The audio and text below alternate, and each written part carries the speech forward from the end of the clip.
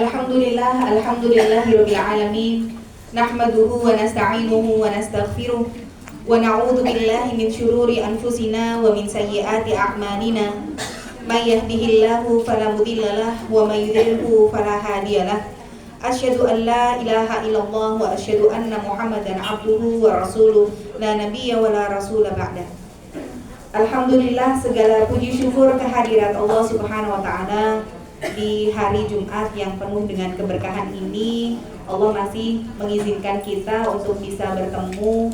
Semoga di hari Jumat yang berkah ditambah dengan lapis-lapis keberkahannya, dengan kita memperbanyak amal ibadah, memperbanyak sholawat, dan semoga setiap langkah yang kita tapaki dari rumah menuju ke tempat ini mampu untuk menggugurkan dosa-dosa kita dan mampu untuk menaikkan derajat kita di sisinya. Amin ya rabbal alamin. Salawat beserta salam kita curahkan kepada Nabi besar Muhammad sallallahu alaihi wasallam. Kita mengikuti apa yang menjadi sunnah Nabi, kita beritibak kepada beliau karena hakikatnya Islam itu dibangun di atas 3 inti atau 3 pondasi.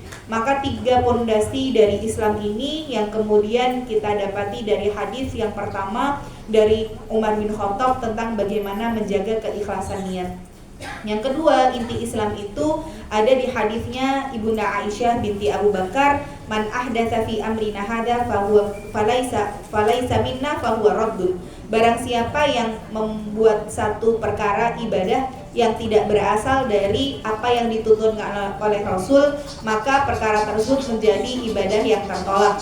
Kemudian yang ketiga, inti dari Islam adalah bagaimana kita mengambil sesuatu, mencari keberkahan itu dari hal-hal yang haram saja dan menghindarkan dari perbuatan yang haram dan syubhat. Maka sebenarnya kalau kita melihat kepada Islam, ajarannya, hadisnya, ayat-ayat Al-Qur'annya, maka inti Islam itu ya di 3 ini. Gimana kita diperintahkan untuk kalau beramal ikhlas karena Allah, kemudian harus sesuai dengan sunnah Rasulullah, dan menjaga dari hal-hal yang haram dan juga syubhat. Maka setelah Allah memberikan kepada kita keimanan, keislaman, tentu yang harus kita perhatikan dalam hidup adalah menjaga keistiqomahannya. Karena yang paling berat itu istiqomah. Kalau ringan namanya istirahat ya. Jadi ya memang kalau ditanya istiqomah berat gak? Berat ya. Maka orang yang kemudian istiqomah itu menjadi salah satu ciri orang yang diridhoi oleh Allah. Karena hidayah yang Allah berikan kepada diri kita itu nggak ada garansinya sampai dengan kita meninggal dunia kemudian tetap bisa di dalam iman dan Islam, enggak. Maka kita lihat ternyata Allah memberikan contoh, ada beberapa orang yang kita juga belajar dari sirah, bagaimana dulu mereka adalah orang-orang yang luar biasa, mereka orang yang sholih. Taruhlah kita sebut namanya adalah Bal'am bin Bawra. Nah, Bal'am bin Bawra ini adalah salah seorang menjadi pengikut atau umatnya Nabi Musa alaihissalam. Bahkan Bal'am bin Bawra itu menjadi orang yang kalau berdoa itu selalu diijabah. Dia itu kalau misalkan baru mengangkat tangan, maka doanya baru diucapkan itu langsung diijabah oleh Allah. Tetapi ketika kemudian dia silau dengan harta dunia yang ada di Madain, Madain itu daerah sekutunya Fir'aun, maka kemudian Bal'am bin Bawra ini karena tidak kuat menghadapi harta, akhirnya dia justru mati dalam keadaan murtad. Bahkan kematian yang su'ul khotimah itu dia sampai sepanjang akhir hidupnya selalu menjulurkan lidahnya seperti anjing yang ketika dalam kondisi lapar, kenyang, kehausan itu selalu menjulurkan lidahnya. Seperti itulah Bal'am bin Bawra di akhir kehidupannya. Orang yang tadinya kalau doa pasti diijabah oleh Allah, tapi tidak kuat dengan godaan harta sampai akhirnya menjadi murtad. Maka ini contoh bagaimana orang yang tadinya sama Allah dipuji gitu ya. Bahkan saking Allah memuji dia itu di Al-A'raf 175 itu sampai Allah tegaskan ya. Dibuka di surat Al-A'raf surat yang ke-7 ayat ke-175. di mana Allah sampaikan a'udzubillahi minasyaitonirrajim watlu 'alaihim naba'alladzi atainahu ayatina fansalakha minha fa'atba'ahu syaitanu fakana minal ghawin. Dan bacakanlah Muhammad kepada mereka berita orang-orang yang telah kami berikan ayat-ayat kami kepadanya, kemudian dia melepaskan diri dari ayat-ayat itu, lalu dia diikuti oleh setan sampai dia tergoda, maka jadilah dia termasuk orang yang sesat. Maka tafsir dari ulama menyebutkan ayat ini turun berkaitan dengan Bal'am bin Ba'urah. Kemudian kita lihat lagi, ternyata ada orang-orang yang kemudian Allah kasih sebagai kita pelajaran ya. Ada namanya Rajal Unfuwah. Rajal Unfuwah ini hidup di masa Rasulullah SAW. Bahkan Abu Bakar ketika ditanya tentang Rajal Unfuwah, beliau selalu mengatakan dia adalah laki-laki yang baik dan salih. Namun ternyata ketika setelah Rasulullah wafat, kemudian munculnya nabi palsu yang namanya adalah Musailamah Al-Kadzdzab. Justru Rajal Unfuwah menjadi pengikut dari nabi palsu ini, sehingga diperangi kaum muslimin dan mati dalam keadaan berada di barisan musuh dari para murtadin atau orang-orang yang murtad. Padahal bagaimana Abu Bakar sangat membanggakan Rajal Unfuwah dengan beliau adalah orang yang baik dan solih. Ada lagi yang ketiga, ada namanya Ubaidillah bin Jahash, seorang laki-laki yang termasuk ke dalam 40 orang pertama masuk Islam. Bahkan untuk menyelamatkan keislamannya, dia sampai ikut kepada kaum muslimin yang berhijrah ke negeri Habasyah atau ke Ethiopia untuk menyelamatkan keimanannya. Namun ternyata kebiasaannya untuk minum minuman khamr tidak bisa dibendung, sehingga mayoritas yang ada di negeri Habasyah atau Ethiopia ini masih beragama Nasrani dan khamr di situ merajalela. Akhirnya di negeri hijrah yang dia ingin menyelamatkan keimanannya, justru imannya tidak selamat dan dia lebih memilih murtad dan menceraikan istrinya yang bernama Romlah binti Abu Sufyan, yang akhirnya nanti dinikahi oleh Rasulullah dan mendapat julukan Ummu Habibah. Maka cukuplah 3 contoh ini bagaimana ada orang-orang yang memang Allah sebutkan bahwa tadinya mereka berada di atas jalan yang lurus, namun ternyata justru tidak bisa beristiqomah setelah Allah memberikan kepada mereka hidayah.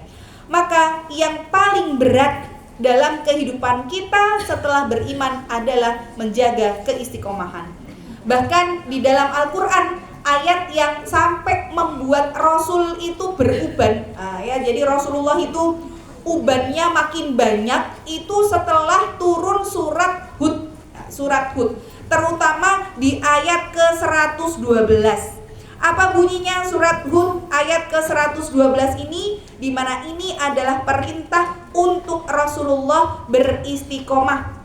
Kata Allah adalah fastaqim kama umirta wa man taba ma'aka fala wala tatghaw. Maka tetaplah istiqomahlah engkau wahai Rasulullah di jalan yang benar sebagaimana telah diperintahkan kepadamu. Innahu bima ta'maluna basir. Sesungguhnya Allah Maha mengetahui dan melihat apa yang kamu kerjakan. Begitu juga Rasulullah ketika bersama dengan para istri-istrinya dan Ummu Salamah saat itu melihat Rasulullah tidak pernah berdoa secara maksimal, rutin, konsisten, kecuali doa untuk minta diistiqomahkan. Bagaimana doanya? Kita insya Allah semuanya hafal. Ya muqallibal qulub tsabbit qalbi ala dinik kalau ya musarrifal qulub sarrif qalbi ala ta'atik. Boleh kemudian digabungkan ya muqallibal qulub tsabit qalbi ala dinik wa ta'atik, boleh ya. Kalau kemudian banyak maka tsabit qulubana ala dinika. Ini adalah doa yang sering sekali dibaca oleh Rasul setiap saatnya untuk meminta keistiqomahan. Maka bagaimana kita bisa istiqomah di jalan yang lurus atau siratal mustaqim? Kalau disebut siratal mustaqim itu apa toh? Apa siratal mustaqim itu jalan yang gak ada belak-beloknya, jalan yang benar-benar lurus kayak jalan tol ya. Maka ketika Abdullah bin Mas'ud ditanya, apa yang disebut dengan siratal mustaqim? Maka beliau mengatakan alladzi tarakana alaihi Rasulullah, yang jalan di mana Rasulullah meninggalkan kita di atas jalan para nabi dan para sahabat. Itulah yang disebut dengan siratal mustaqim. Maka kita minta minimal banget sehari 5 kali kepada Allah, ihdinas siratal mustaqim siratal ladzina an'amta alaihim ghairil maghdubi alaihim waladdallin. Kita minta ditunjukkan jalan yang lurus, yang diberi nikmat sama Allah, bukan jalan al-maghdub. Al-maghdub itu orang yang dimurkai, orang yang dibenci. Al-maghdub itu siapa? Al-maghdub itu orang Yahudi. Kenapa orang Yahudi disebut maghdub? Karena mereka sudah tahu yang benar itu datang, tapi mereka nggak tahu, nggak mau untuk mengikuti yang benar itu. Yahudi itu kayak gitu, Bu. Yahudi itu bisa dibilang untuk menjalankan amalan sunnah itu lebih apa ya? Bisa dibilang lebih kuat daripada kita orang Islam. Pokoknya kalau kemudian mereka baca hadis Nabi, selalu meyakini bahwa ini pasti benar, ini pasti terjadi. Termasuk misalkan hari ini mereka banyak menanam pohon gharqad yang ada di Palestina, karena nanti di akhir zaman orang-orang Yahudi ini akan dikejar, akan dibunuh sama kaum muslimin, dan tidak ada satupun tempat berlindung untuk mereka kecuali tempat itu ngasih tahu, ini loh orang Yahudi ada di belakangku. Nah, yang tidak membocorkan rahasia orang Yahudi berada di mana, itu cuma ada satu pohon, namanya adalah pohon gharqad. Nah, pohon gharqad itu sekarang di Palestina banyak banget ditanam, ya. Kenapa kok orang Yahudi sekarang rame-rame nanam pohon gharqad? Biar bisa jadi tempat mereka sembunyi dari kejaran kaum muslimin. Berarti janjane mereka itu kan percaya hadir. Mereka tahu aku ki di akhir zaman bakalan dibunuh sama kaum muslimin. Aku tak ndelik. Lah kalau kita, wong kowe ki arep diburu karo kaum muslimin soalnya kowe ki sesat, mbok ya wis saiki mlebu Islam kan gitu. Harusnya kalau dia meyakini bahwa nabi itu benar adanya. Namun kenapa jadi orang yang dimurkai? Karena sebenarnya mereka tahu yang benar itu Islam, cuma nggak mau ngikuti yang benar itu. Kenapa nggak mau ngikutin yang benar? Karena ada fanatisme terhadap golongan. Mereka kecelek karena ketika nabi terakhir itu diutus, yang memang sudah ada di dalam kitab mereka disebutkan ciri-cirinya, maka mereka berharap nabi terakhir itu dari garis keturunan yang sama dengan mereka, dari jalurnya Nabi Ishak. Tapi ternyata Nabi Muhammad ini justru dari garisnya Nabi Ismail. Maka kecewalah orang Yahudi, loh kok dari garisnya Nabi Ismail? Karena di antara Nabi Ismail sama Nabi Ishak itu garis keturunannya yang jadi nabi itu lebih banyak dari garisnya Nabi Ishak. Maka ketika orang Yahudi yang kemudian ke atasnya itu Nabi Musa alaihi salam, sedangkan Nasrani itu pengikutnya Nabi Isa alaihi salam, maka ketika orang Yahudi ini ngambilnya dari Nabi Musa, sedangkan garis keturunan Nabi Ishak itu ada Ishak, ada Yakub, ada Yusuf, ada Ayub, Musa, Harun, sampai kepada Musa, itu semuanya dari satu jalur. Sedangkan dari jalur Nabi Ismail, itu yang jadi nabi cuma Nabi Ismail, Nabi Isa sama Nabi Muhammad, cuma 2 tok. Tapi dari jalur Nabi Ishak tuh sebanyak itu. Maka orang Yahudi karena ngikutnya Nabi Musa, mereka berharap ya harusnya nabi terakhir juga dari golongan kami. Kok malah golongannya golongan sebelah, ibaratnya gitu ya. Maka disebabkan fanatisme buta terhadap satu kelompok membuat dia akhirnya tidak mau untuk mengikuti yang benar itu, meskipun dia tahu kalau yang dia nggak mau ikutin itu adalah kebenaran. Inilah yang akhirnya disebut oleh Allah orang Yahudi itu al-maghdubi alaihim, ya. Maka jangan jadi orang yang maghdub. Kalau kita tahu yang benar, jangan terus apatis, jangan terus mau aku ra gelem iki soalnya ustadze beda, misalkan gitu ya. Padahal yang disampaikan benar. Maka jangan fanatisme, aku nek ustadze ora iki ora arep teko. Itu enggak boleh kayak gitu. Maghdub itu namanya ya, dimurkai. Selama yang membawa kebenaran itu siapapun, ya kita ambil. Tidak perlu melihat ustadznya siapa. Pokoknya nek ora ustadz iki aku ra gelem teko. Ada yang seperti itu. Jangan ta'assub, jangan fanatisme buta. Karena yang membuat satu kelompok dibenci oleh Allah ya karena ada fanatisme itu. Maka jangan jadi maghdub, jangan juga jadi dhalin. Dhalin itu orang-orang yang sesat, yaitu orang Nasrani. Kenapa orang Nasrani disebut orang yang sesat? Karena dia sebenarnya nggak tahu, tapi dikasih tahu nggak mau tahu. Nah itu. Nah Yahudi tahu, tapi nggak mau ngikutin, walaupun bener mau. Soalnya dudu golongane. Kalau Nasrani itu dia jane orang mudeng, tapi diajari orang gelem. Nah itu Nasrani ya. Kemudian udah dikasih tahu Allah itu Esa, satu, enggak, Trinitas. Nah ya, tiga. Gimana tiga? Tuhan Bapa, Tuhan Anak, Tuhan ini apa ya? Enggak tahu saya. Terus bilangnya katanya gimana itu? Berarti kalau misalkan Tuhan Bapa kemudian Bapa yang di surga kemudian menyamar jadi Tuhan Anak, lah berarti itu gimana gitu ya? Berarti yang Tuhan Bapaknya hilang dong karena udah jadi Tuhan Anak. Enggak, kata dia. Ya pokoknya Trinitas itu 3 dalam 1, 1 dalam 3. Gitu ya. Wes pokoknya dhewe ora mudeng awak dhewe soal meneh ora mudeng. Nah, jadi sudah kita luruskan bahwa Allah itu tunggal, Allah itu esa, tapi dia nggak mau tahu, wes pokoknya telu.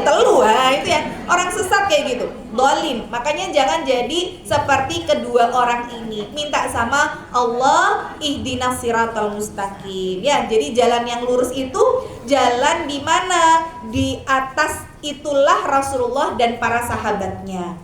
Maka ketika hari ini kita sudah sama Allah dikasih jalan yang lurus insya Allah, apa yang harus kita lakukan untuk bisa menjaga keistiqomahan ini? Karena istiqomah itu adalah berat ya. Maka kemudian ulama menyampaikan perkara yang mampu menjadikan kita istiqomah setelah kita bisa mendapatkan hidayah keimanan adalah 1, rafiqun sholih atau jalisun sholih. Cari teman yang solehah. Ya, selalu bersama dengan orang-orang yang sholih. Karena kalau kita sudah hijrah, kita sudah memutuskan untuk bisa menjadi lebih baik, itu kita butuh temen. Hijrah itu jangan sendirian karena jalannya berat. Nggak akan mampu kalau kita hijrah itu seorang diri. Maka cari komunitas, cari circle, cari pertemanan ya, cari majelis taklim yang bisa menguatkan dan mengokohkan iman kita.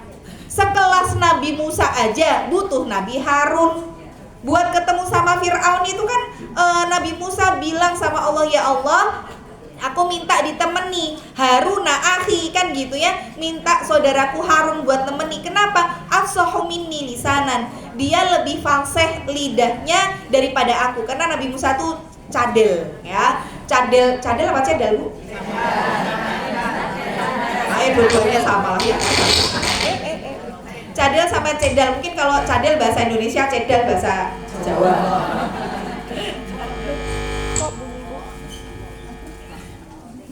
Ini aja ya.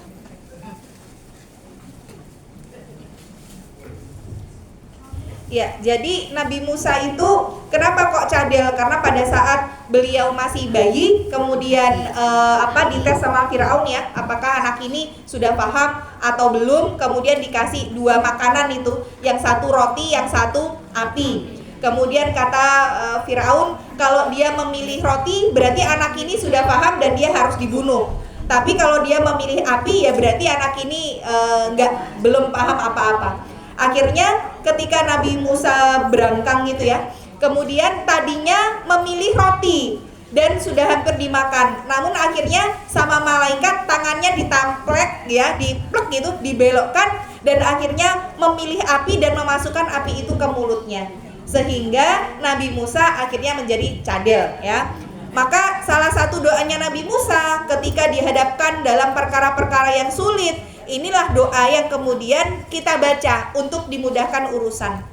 Apa doanya Nabi Musa? Rabbishrahli sadri wa yassirli amri wahlul 'uqdatam min lisani yafqahu qawli. Rabbishrahli sadri, ya Allah, lapangkanlah dadaku, wa yassirli amri, dan mudahkanlah urusanku, wahlul 'uqdatam min lisani, dan uraikanlah ikatan yang ada dalam lisanku, yafqahu qauli, supaya mereka faham atas apa yang aku ucapkan. Karena inilah ya doa untuk ketika beliau dihadapkan oleh sang penguasa dan minta dimudahkan. Maka beliau pun minta untuk ditemani oleh adiknya yang bernama Nabi Harun. Maka Nabi Musa saja butuh Nabi Harun untuk menguatkan. Nabi Isa pun butuh hawariyun ya, orang-orang yang menjadi penolong beliau. Rasulullah saja juga membutuhkan sahabat-sahabat yang mulia. Rasulullah kita ketahui punya 4 sahabat yang dijamin masuk surga. Di antara ke-10 sahabat ada Khalifah Abu Bakar As-Siddiq, Umar bin Khattab, Utsman bin Affan, dan Ali bin Abi Thalib. Begitu juga Allah memerintahkan kita untuk yadullahi ma'al jamaah. Pertolongan Allah itu bersama jamaah. Maksudnya jamaah itu kita berkelompok, berkomunitas, nggak sendiri-sendiri. Surga itu terlalu luas kalau kita huni seorang diri.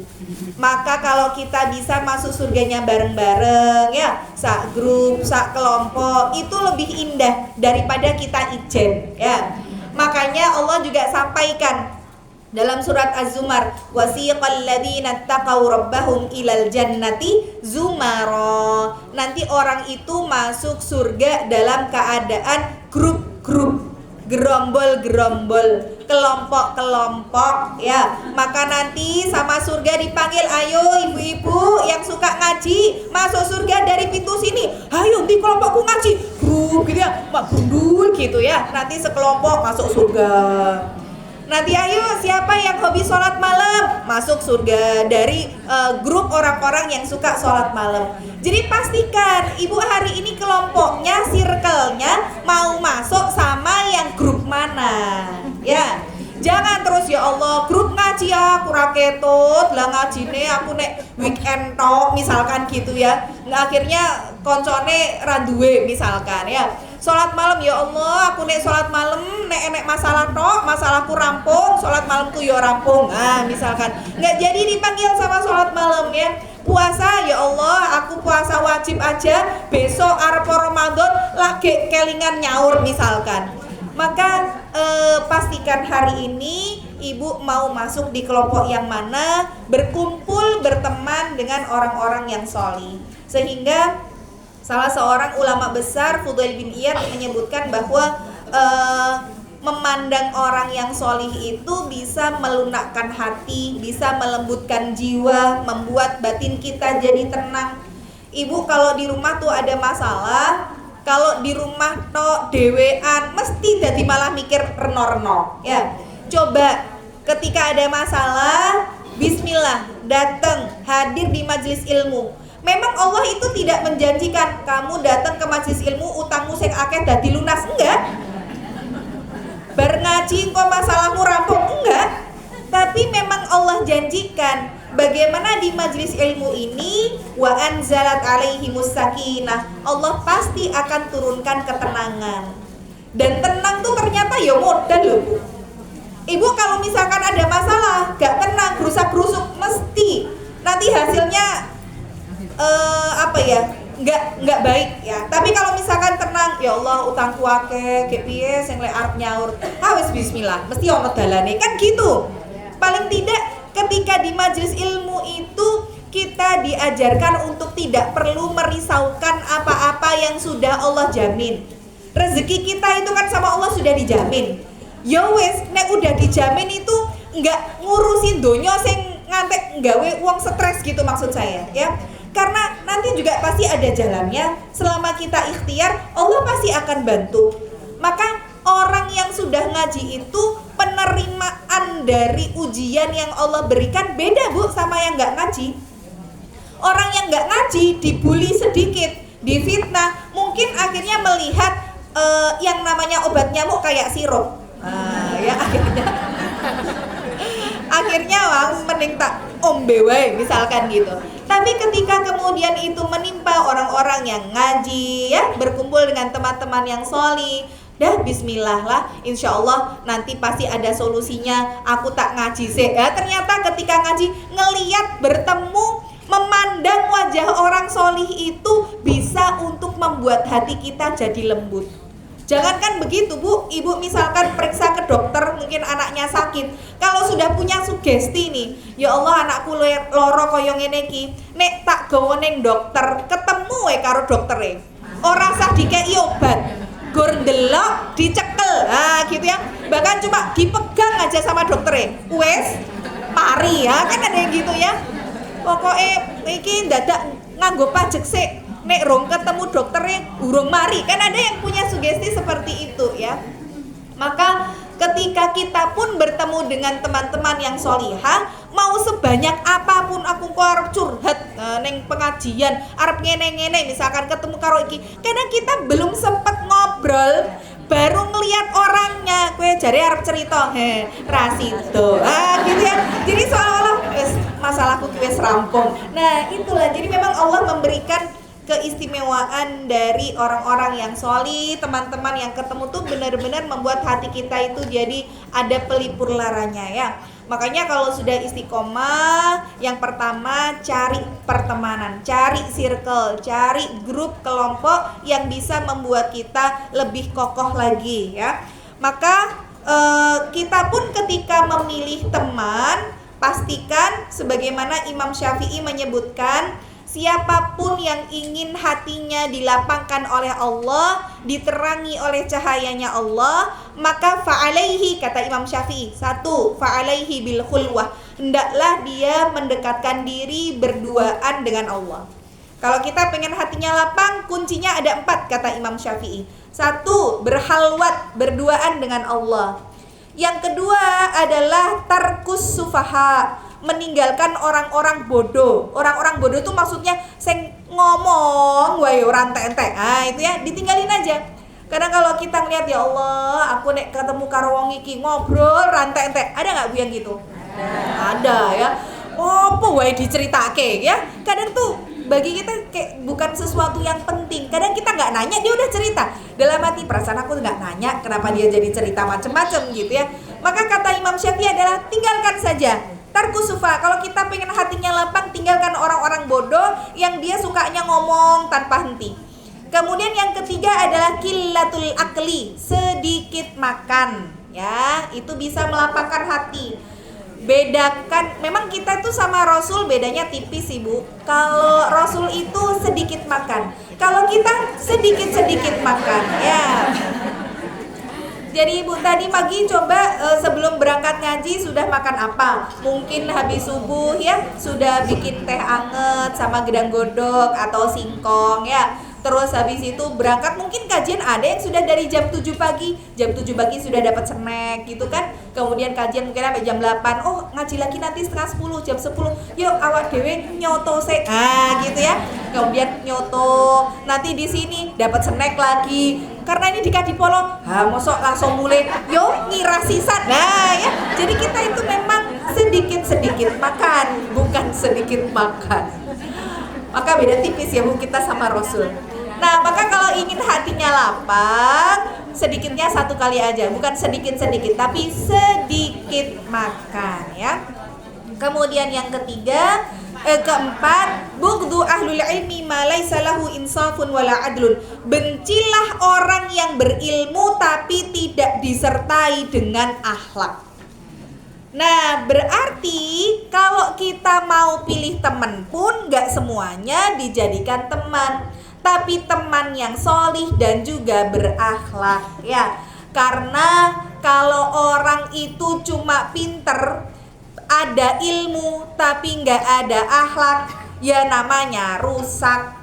Kalau ada akhlak gak ada ilmu, jadinya batil. Nah ya, jadi ada orang yang dia akhlaknya baik banget tapi ilmunya nggak ada. Misalkan kayak Mungkin kita dengar ya dulu sebagai ibu orang-orang miskin itu Bunda Teresia atau siapa itu ya, yang udah meninggal, udah sepuh banget itu, yang dia suka membantu orang-orang ya, tapi agamanya Hindu. Atau misalkan Bapak kebijaksanaan Mahatma Gandhi misalkan ya, anti kekerasan, bahkan dia kalau ada semut lewat tuh nggak mau bunuh, saking sayangnya sama semut itu sampai disingkirkan dulu semutnya biar lewat gitu. Tapi artinya ada orang yang akhlaknya begitu baik, tapi ternyata ilmunya nggak ada, ilmu tentang Islamnya tidak ada, maka semua amal yang dilakukan akhirnya jadi batil, jadi nggak diterima sama Allah. Makanya kalau misalkan ada yang tanya, yuk kesian ya, masa orang sebaik itu kok nanti nggak bisa masuk surga. Karena memang untuk masuk surga itu harus punya tiket. Tiketnya surga itu ya dengan Islam, dengan iman. Jadi kalau misalkan nggak ada tiketnya, mau kamu punya uang nggak beli tiket, ya nggak bisa masuk. Kayak misalkan begini, ibu contoh misalkan nggak kuliah, tapi belajar kitab sampai mana-mana, belajar kitab fikih, belajar kitab tazkiyah, belajar kitab akidah. Bisa nggak ibu sudah 4 tahun belajar kitab itu, bahkan lebih pintar daripada anak kuliah, terus bilang saya sarjana fikih, nah sarjana akidah gitu ya, aku satam loh kitab akidah karo fikih. Nggak bisa. Kenapa? Lah ibu nggak daftar kuliahnya. Jadi kalaupun nggak daftar, walaupun punya kemampuan, ya nggak akan bisa disebut sarjana. Walaupun ibu cuma dengerin kajian gini, kan nggak ada sertifikat ijazahnya toh Bu. Ibu dapat ijazah nggak? Ijazah lulus dari Majelis Taklim Konita, wah kan nggak ada ya. Nah jadi sama sebenarnya, untuk masuk surga itu tiketnya dengan Islam. Mau sebaik apapun orang, nek nggak daftar sih ya nggak bisa. Begitu juga orang Islam. Tapi kalau kemudian tidak berakhlak yang mulia, ya dia akan rusak amal ibadahnya ya. Jadi semua harus beriringan, bagaimana ilmu harus bergandengan dengan akhlak. Akhlak yang buruk itu merusak amal, sebagaimana cuka itu merusak madu. Maka lebih baik kita punya teman yang sedikit, punya teman 4 orang tapi akhlaknya baik, daripada punya teman 400 tapi sukanya menghujat, anggere, duduk bareng, digosipin ya, menggosip. Nanti Bu, kata Imam Syafi'i, kalau kita ini punya circle pertemanan yang sukanya ngomongin orang, nanti ketika kita nggak ada, gantian kita yang diomongin. Nah gitu ya. Jadi kalau sudah begitu, lebih baik ditinggalkan saja nih. Atau tadi ya, tarkus sufaha, orang-orang yang bodoh, yang punya akhlak tuh ditinggalkan saja. Maka standar orang disebut baik, standar kebaikan itu apa? Imam Ibnu Rajab Al-Hambali, beliau menyebutkan yang pertama adalah kaful ada. Standarnya baik itu ada pada bagaimana kita kaful ada. Kaful ada itu gak suka mendolimi orang. Jadi al-muslimu man salimal muslimuna min lisanihi wa yadihi. Yang disebut orang muslim itu yang bisa menyelamatkan saudaranya dari lisannya dan dari tangannya. Nek sekarang dari tangan ki maksudnya yo jempole, orang ngetek sing aneh-aneh.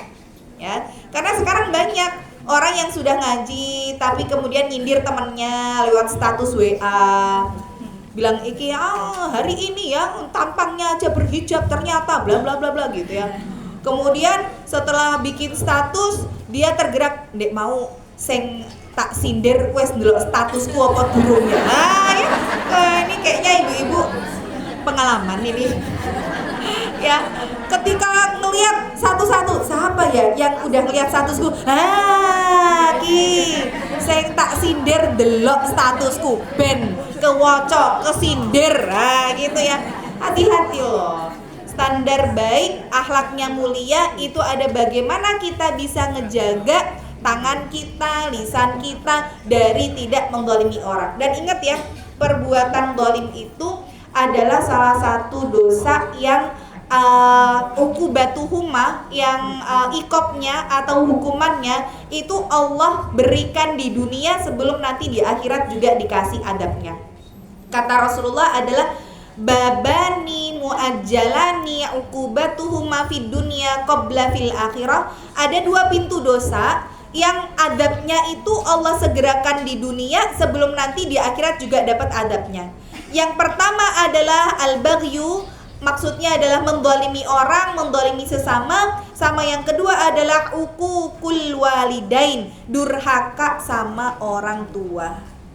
Jadi kalau sebenarnya kehidupan kita hari ini terasa sulit banget, kenapa kok didolimi terus, kenapa kok difitnah, kenapa kok ibaratnya diapusi uang terus, kemudian kehidupan kita rasanya tidak pernah sepi dari ujian.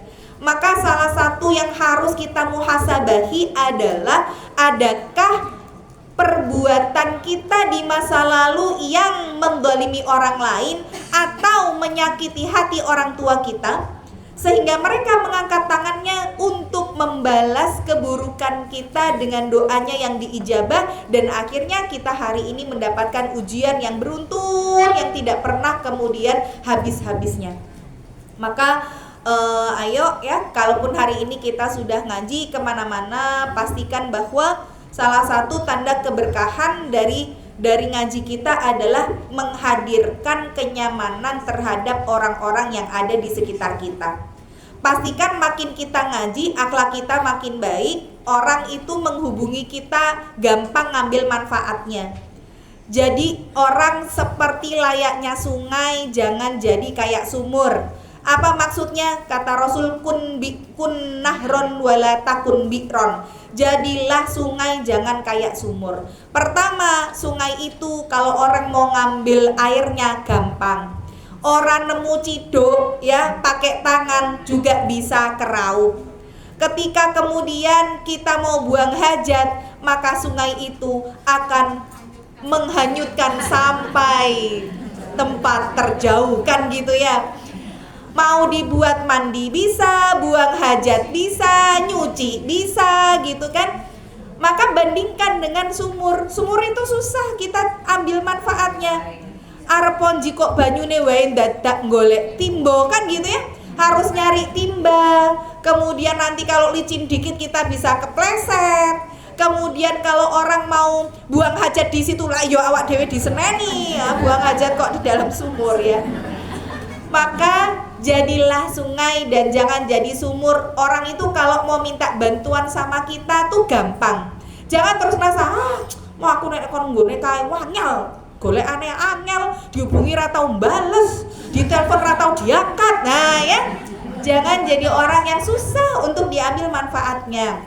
Maka pastikan hari ini dimanapun kita berada, orang itu jadi seneng. Jangan malah jadi senep ya. Ketika kita nggak ada, terus ditanyain orang, ibu iki kok ra teko? Oh, ra teko. Ketok ini mau ngomong karo aku enak urusan. Alhamdulillah, dhek ra teko. Nah, jangan sampai ketidakhadiran kita tuh jadi alhamdulillah buat orang gitu loh.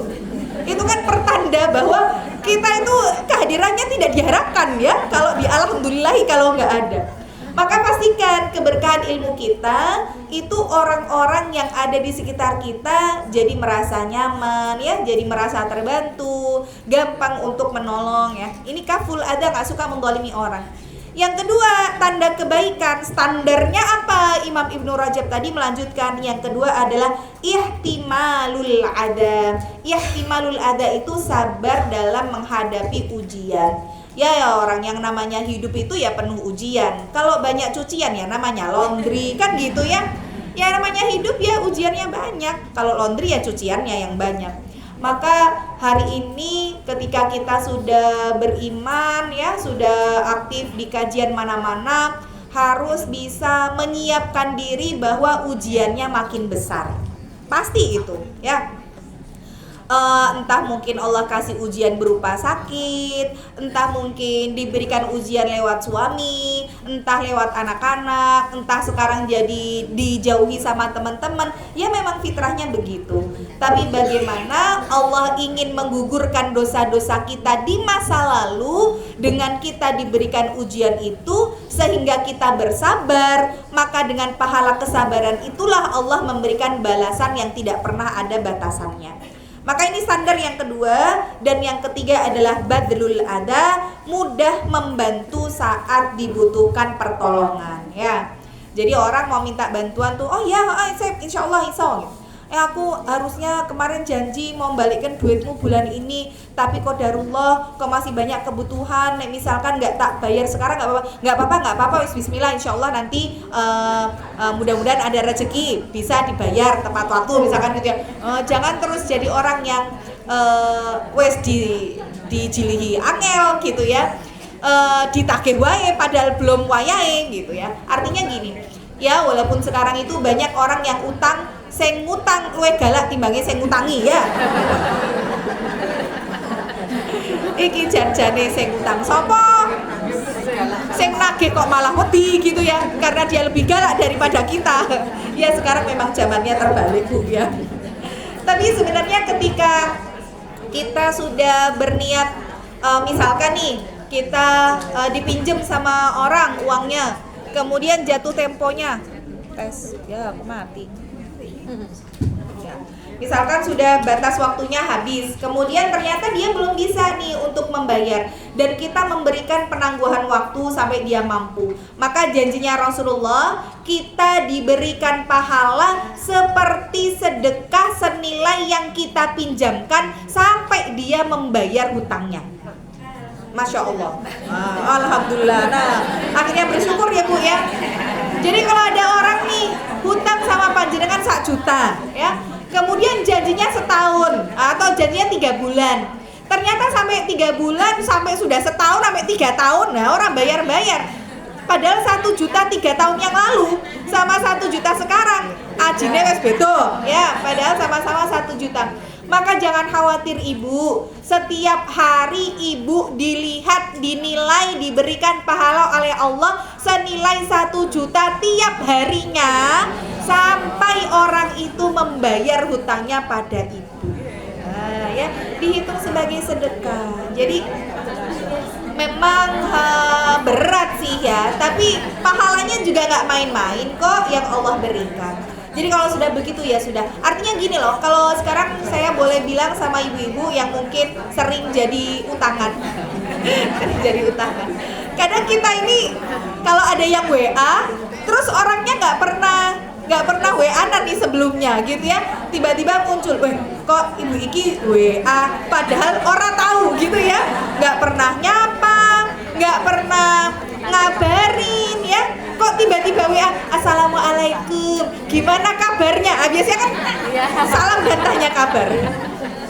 Kira-kira yang ada di benak ibu apa? Kira tahu WA, nah ujung-ujung WA kok nanya kabar. Udah tahu, ketebak ujungnya apa Bu? Utang. Ibu-ibunya pengalaman semuanya ya, utang gitu ya. Maka kalau ibu sudah bisa menebak alurnya, di situ sudah mulai menyiapkan hati. Ini nek tak pinjemi karakternya memang wonge angel, nek ditagih belenjani janji wae gitu ya. Maka harus menyiapkan, oh nek DN jileh 500.000, aku harus siap 500.000 iki hilang. Ibu harus siap dengan itu. Kalau ada orang yang ngutang, ibu harus siap dengan kehilangan. Karena kalau kemudian kita memikirkan bahwa janjinya harap ini, itu akhirnya bisa memutuskan tali silaturahim. Ya, jadi lebih baik ikrarkan untuk ya udah, nek dibayar alhamdulillah. Tapi kalau enggak, dari awal memang sudah menyiapkan bahwa uang itu akan jadi uang yang hilang. Atau yang kedua, tawarkan solusi, maaf nek 500 aku nggak ada ya, ada sih, cuman aku masih banyak kebutuhan. Nek 100 tapi tak kasih aja gimana? Nah, jadi nggak usah balikin, tak kasih nek isoku 100. Daripada kita minjem 500 nggak ikhlas, mutus silaturahim, malah akhirnya nanti jadi kita ghibah kesana kemari, oh kayak aku toh, jadi duwe utang karo aku kan akhirnya jadi begitu ya. Maka daripada kita akhirnya mengungkit kebaikan, membuat amal ibadah kita jadi rusak karena kita mengungkit kebaikan yang pernah kita lakukan, dah lebih baik menyiapkan hati. Tapi kalau misalkan memang ternyata kita bismillah mengikhlaskan, pahala dari Allah luar biasa, sampai setiap harinya ibu dihitung sebagai sedekahnya ya.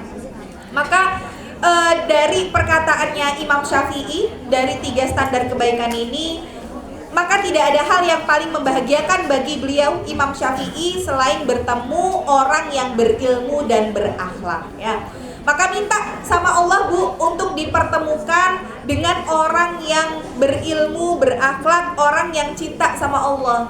Dengan doa yang diajarkan oleh Rasul, Allahumma inni as'aluka hubbaka. Ya Allah, aku memohon kepadamu cintamu. Ini yang kita minta pertama ya. Minta cintamu ya Allah. Yang kedua, minta dipertemukan sama orang yang cinta sama Allah. Wa hubba man yuhibbuka, dan cinta orang yang mencintaimu. Nah, ini salah satunya doa buat kita bisa dipertemukan dengan orang-orang solih ya. Wa as'aluka hubba man yuhibbuka. Yang ketiga, wa hubba amalin yuqarribuni ila hubbika, dan cinta pada amal yang bisa mendekatkan aku kepada cintamu. Ya, doa ini kita baca, kita hafalkan, minta cintanya Allah. Allahumma inni as'aluka hubbaka. Yang kedua, minta cinta orang yang cinta sama Allah, sehingga kita nanti dibersamakan dengan orang yang cinta sama Allah. Karena dia cinta sama Allah, dia bertemu dengan Allah, kita gandul, melu, soalnya kita ketemu sama orang yang cinta sama Allah. Wa hubba man yuhibbuka. Yang ketiga, wa hubba amalin, dan cinta pada amal yuqarribuni, yang mendekatkan aku ila hubbika, kepada cintamu. Coba saya baca, Ibu ikutin ya.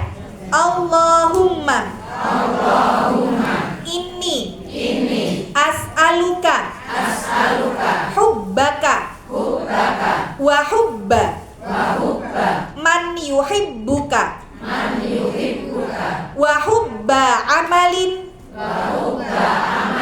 yuqarribuni ila hubbika. Ya, sekali lagi. Allahumma inni as'aluka hubbaka wa hubba man yuhibbuka wa hubba amalin yuqarribuni ila hubbika. Ya, udah hafal Bu? Belum ya. Ya, nanti dihafalin ya. Ya, boleh nanti baca kepean. Atau nanti pakai bahasa Indonesia boleh ya.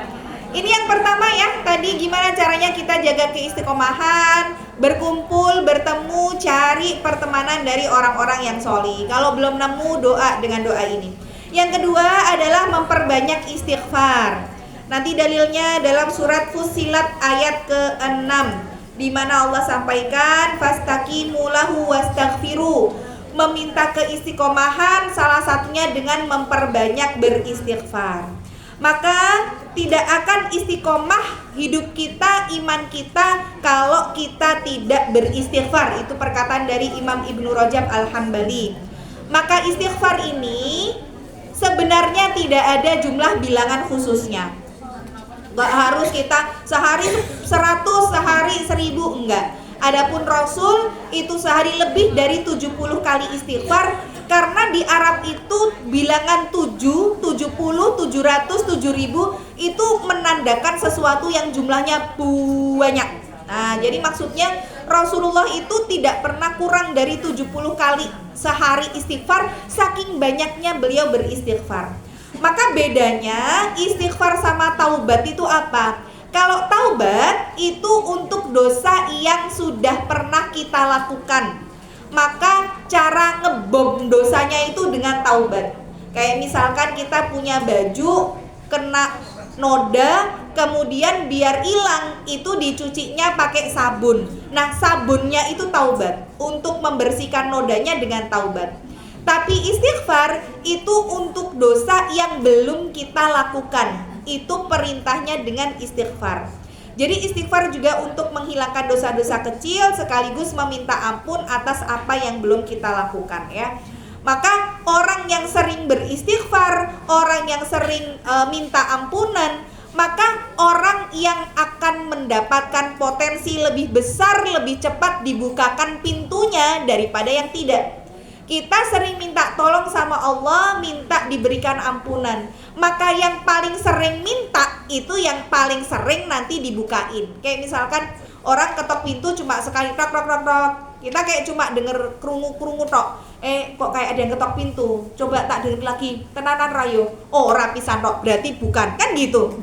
Tapi ketika ngetok terus ya sebentar, kan akhirnya kita jadi gage-gage, kok ya ora sabaran banget ya. Saya bentar pakai jilbab dulu dan sebagainya.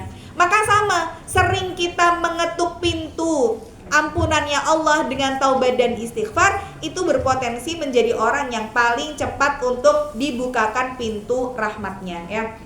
Maka ini yang kedua. Kemudian yang ketiga, mujalisatul ilmi, jangan jauh-jauh dari majelis ilmu. Kalau sudah Allah kasih hidayah, majelis ilmu itu paling tidak minimal banget 1 hari ya sekali 2 kali lah. Tapi juga jangan terlalu sering.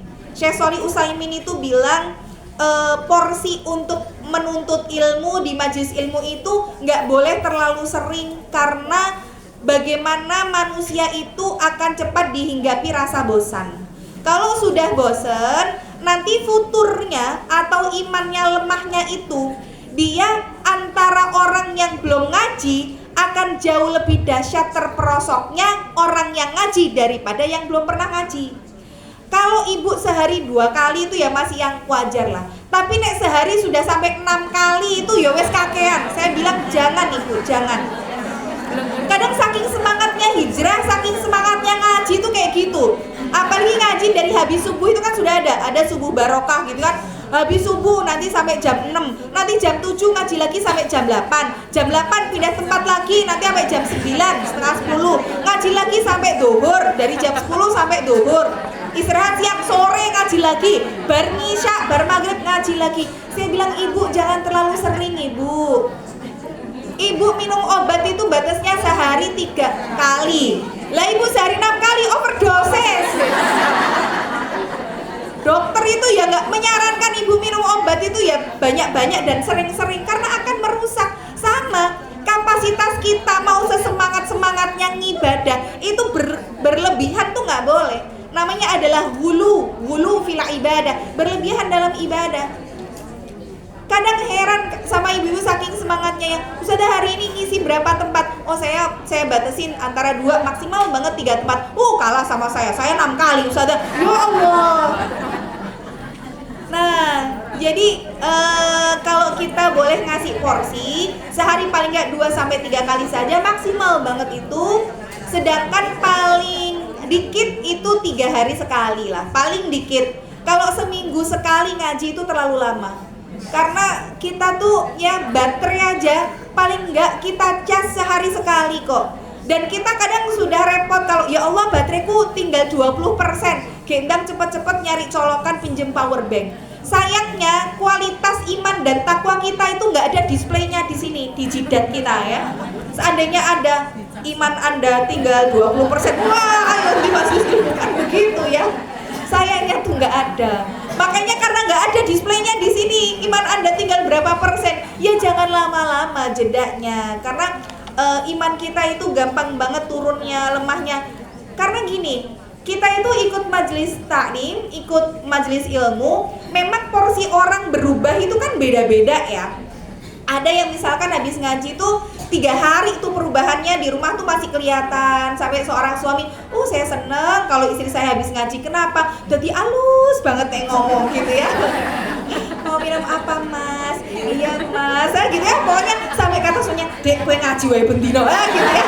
Kalau sudah istrinya marah-marah, wah ini alamat ini kayaknya kurang ngaji. Bukan kurang piknik ya, tapi kurang ngaji. Kalau ada yang orang kayak begitu tuh bilang ini, kon ngaji wae itu bukan kurang jauh pikniknya, kurang jauh ngajinya ya.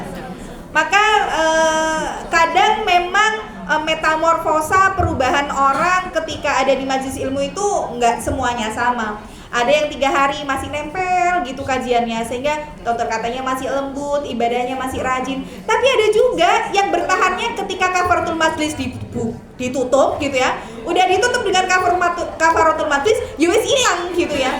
Yo bariki anu yo bariki bakso. Nah, gitu ya. Ketika bakso, kowe ngerti ra, aku nih mau jajaran karo ibu iki. Ibu kae bener ya. Nah, itu baru aja tadi disinggung, ya Allah ya, udah orang nggak selamat dari lisannya. Nah, maka kalau itu terlalu jauh jaraknya antara satu majelis ilmu dengan yang lain, khawatir iman kita down-nya itu terlalu jauh ya, terlalu terlalu turun lah. Maka paling tidak satu hari adalah minimal kita kajian sehari sekali gitu ya, insya Allah sudah bisa untuk mengobati hati kita.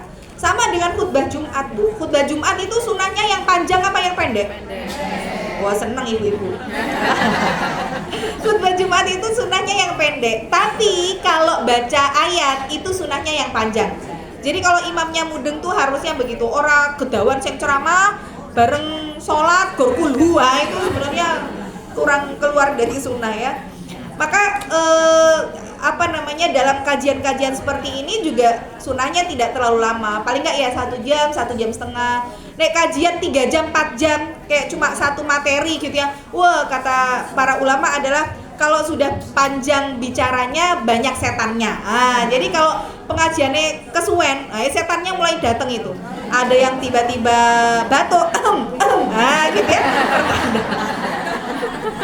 Ada yang kemudian izin ke belakang ya, terus nggak balik-balik ngomong sate bosen banget gitu ya. Ya wes aku nek kamar mandi wae, nek karo ya di kamar mandi dilama-lamain, atau dia sambil mampir kemana nanti udah ditutup pakai Bali ya, mungkin ada yang begitu. Jadi memang sunnahnya itu kalau kajian tidak terlalu lama, karena setannya nanti makin banyak yang datang menghingap ya.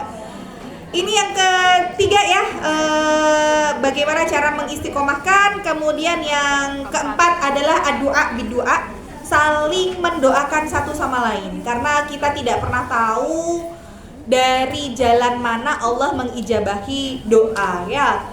Bisa jadi doa kita nggak mustajab, tapi ada orang yang dengan tulusnya mendoakan kita dan itu lebih dikabulkan sama Allah. Makanya kemarin saya kan bulan Agustus ini baru mulai ngisi kajian ya, karena saya cuti melahirkan. Anak saya umurnya 5 bulan sekarang. Qadarullah anak 1 sampai ke 4 itu laki-laki semua. Dan ketika hamil kelima, itu saya cuma bilang sama ibu-ibu ketika pada tahu saya hamil, saya cuma bilang, Bu, doakan anaknya perempuan ya, doakan ya Bu. Setiap orang saya mintai semoga anaknya perempuan. Alhamdulillah Allah ijabah doanya, anaknya lahir perempuan. Saya cuma bilang alhamdulillah ya Us, akhirnya pecah telur gitu ya, dari 4 laki-laki jadi perempuan. Ini karena doanya orang-orang. Saya bilang karena kita nggak pernah tahu, Bu, lewat jalan mana Allah itu ngijabah doa kita. Jadi kalau hari ini ibu doanya belum diijabah sama Allah, ibu banyak minta aja sama teman-teman yang solihah ya, siapapun, mau dikenal nggak dikenal, Bu, saling mendoakan ya Bu, doakan saya ya. Nanti kan orang tuh secara otomatis kayak, Bu sehat ya, Bu ini ya, itu Masya Allah loh. Bisa jadi kita sehat kayak gini tuh ya karena kita ketemu sama banyak orang, doanya Masya Allah langsung menembus langit. Jadi jangan kepedean bahwa aku sehat, aku iki. Bisa jadi kita ini sehat karena didoakan sama orang ya. Maka doa bidua, dan berdoa juga sama Allah, minta untuk diistiqomahkan di tengah, karena kita di zaman yang penuh dengan zaman fitnah ya. Maka ada sebuah hadis yang diriwayatkan dari Muslim, Imam Muslim, berdoa dengan doa Allahumma, boleh dicatat lagi ya Bu ya, untuk supaya kita istiqomah di zaman fitnah. Ini doanya pendek. Allahumma inni a'udzubika minal fitani ma dhahara wa ma baton. Ya, Allahumma inni a'udzubika minal fitani ma dhahara wa ma baton. Ya Allah, sesungguhnya aku memohon perlindungan kepadamu dari fitan. Fitan itu jamak dari fitnah, dari berbagai macam fitnah. Ma dhahara, yang tampak, wa ma baton, baik yang tersembunyi. Baik itu fitnahnya tampak ataupun tersembunyi, minta sama Allah dijaga dari fitnah ini ya. Ma dhahara wa ma baton. Dhahara itu tampak, baton batin. Batin itu kan di dalam hati tersembunyi ya. Kemudian yang kelima, mengamalkan yang sunnah. Karena yang sunnah ini bisa menjaga kita dari berbagai macam keburukan. Kita lihat bagaimana Nabi Yunus alaihissalam ketika beliau diselamatkan oleh Allah dari ikan apa Bu? Paus ya, ikan paus. Maka Allah sampaikan falaula annahu kana minal musabbihin lalabitha fi batnihi ila yaumi yub'atsun. Seandainya Nabi Yunus itu bukan termasuk orang yang suka bertasbih, niscaya dia akan tetap berada di perut ikan paus sampai hari kiamat ditegakkan. Nah, jadi Nabi Yunus itu sukanya kan bertasbih, berzikir. Makanya suatu hari malaikat itu denger, ini kok suara zikirnya Yunus tapi bukan di tempat yang biasa ya. Kok kayaknya jauh itu, di mana ya? Yunus itu berdoanya, berzikirnya di mana? Barulah malaikat itu nggak tahu juga kalau Nabi Yunus dimakan sama ikan paus. Barulah kemudian Allah memberitahu bahwa dimakan oleh ikan paus ya. Maka beliau tetap berzikir ketika berada di dalam perut ikan itu. Maka Allah sampai sebutkan, nih seandainya Yunus itu nggak suka bertasbih, mesti di dalam ikan paus itu sampai nanti hari kiamat tiba. Nah, maka sekarang rutinkan amalan-amalan yang sunnah, sehingga nanti dalam kondisi-kondisi yang sebenarnya Allah takdirkan kita sesuatu yang buruk, tapi karena ada amal sunnah yang kita kerjakan, Allah selamatkan kita dari perkara yang buruk itu. Contoh kecil gini Bu, ada dua orang yang sama-sama naik mobil. Tiba-tiba mobilnya ini, dua orang ini tabrakan nih. Ternyata biasanya yang ditabrak itu kan yang harusnya lebih parah ya. Tapi ternyata yang parah itu malah mobilnya yang nabrak. Sampai akhirnya yang ditabrak malah nggak apa-apa, cuma lecet aja. Yang nabrak parah banget. Ketika dua-duanya sama-sama keluar dari mobil, kemudian orang yang nabrak ini bilang, loh kok bisa? Kamu kok mobilmu tak tabrak, kok malah parahan mobilku yang nabrak? Maka orang ini bilang, ya mungkin bisa jadi ini karena tadi pagi aku bersedekah, sehingga Allah takdirkan bahwa aku kecelakaan tidak parah disebabkan karena sedekah yang aku lakukan. Kata si orang yang nabrak, loh kalau kamu tadi pagi sedekah, aku juga sedekah, tapi kenapa aku lebih parah daripada kamu? Maka orang ini bilang, mungkin kalau kamu tadi pagi gak sedekah, ancamannya adalah kamu mati dalam keadaan tabrakan. Tapi karena kamu sedekah, jadi kamunya baik-baik aja, yang parah justru mobilmu. Nah, jadi ini salah satu cara Allah untuk menghindarkan kita dari keburukan adalah karena kita menjaga kualitas, bukan cuma yang wajib saja, tapi juga yang sunnah ya. Kemudian istiqomah juga bagian dari sebab turunnya pertolongan Allah. Nanti di surat Fussilat ayat ke-30 ya. Innalladzina qalu rabbunallah tsumastaqamu, yang mengatakan bahwa Allah adalah Rabb kami, kemudian mereka istiqomah, fala khaufun alaihim walahum yahzanun, maka mereka tidak ada rasa khawatir, nggak ada rasa takut, dan tidak ada rasa sedih, disebabkan istiqomahnya dalam beramal. Yang terakhir ya, mengkonsumsi makanan yang halal, halalan thayyibah ya. Kalau kita diperintahkan untuk mencari rezeki itu yang halal, dan makanan itu ditambahin yang thayyib. Thayyib itu apa? Maksudnya thayyib itu dia tidak berefek pada kesehatan kita, tuh namanya thayyib. Ibu makan daging jeroan misalkan ya. Jeroan itu halal apa haram? Halal. Tapi kalau ibu punya kolesterol, halal tapi tidak thayyib. Nah gitu ya. Jadi kalau mau mengkonsumsi itu jangan terus mikirnya, aku gak eto mangan biasanya Bu. Oh, aku nggak boleh minum teh manis. Halah rapopo wong gula ki halal. Yo halal neng ora thayyib. Nah, gitu ya. Jadi ukuran thayyib itu setiap orang beda-beda. Maka yang Allah perintahkan dua ini. Maka nanti Allah sebutkan dalam surat Al-Mu'minun ayat ke-51, ya ayyuhar rusul kulu minat thayyibati wa'malu sholihan inni bima ta'maluna alim. Wahai sekalian Rasul, jadi dari awal Allah itu sudah memerintahkan Nabi dan Rasul untuk hanya makan, mencari, mengkonsumsi segala sesuatu yang baik saja, baik zatnya maupun baik dari segi cara untuk mendapatkannya. Kemudian terakhir yang ketujuh adalah banyak melihat kematian atau banyak melihat proses orang sakaratul maut, maka itu bisa membuat kita istiqomah. Kafa bil mauti wa'idun, cukuplah kematian itu sebagai sebuah nasihat. Maka biasanya kalau kemudian kita habis melihat kematian itu kan paling enggak tuh adalah berubahnya dikit, walaupun raketang sithik ki ono gitu ya. Lah ya to ya Allah, kuwi koncoku lho, koncoku sekolah kok ya wis gak ono. Alhamdulillah kuwi gitu ya. Jadi ada rasa untuk kita semakin memperbaiki diri, istiqomah, apalagi kalau melihat ada orang meninggalnya dalam keadaan husnul khotimah atau su'ul khotimah, kita jadi ngerasa ya Allah, pengen meninggalnya kayak gitu, kayak husnul khotimah kayak gitu. Tapi kalau melihat su'ul khotimah, ya Allah naudzubillah, ojo nganti aku matine koyo ngono. Nah, jadi memang banyak melihat kematian adalah baik dan juga salah satu upaya kita untuk beristiqomah ya. Baik, mungkin saya terlalu cepat karena memang materinya cukup panjang ya. Mudah-mudahan ini bisa menjadi sebuah nasihat untuk diri saya secara pribadi. Dan saya mikirnya kalau saya ngisi kajian itu bukan berarti saya sudah baik, tapi niat saya adalah saya nasihatin diri saya sendiri. Syukur-syukur kalau saya nasihatin diri sendiri ada yang mau ikutan, ayo awak dewe bareng-bareng ya. Jadi jangan pernah merasa kita lebih baik dari orang, semuanya saling mendoakan dalam kebaikan. Semoga Allah istiqomahkan jalan kita sampai nanti Allah tutup usia kita dalam keadaan husnul khotimah. Amin ya rabbal alamin. Barakallahu fikum. Wassalamualaikum warahmatullahi wabarakatuh.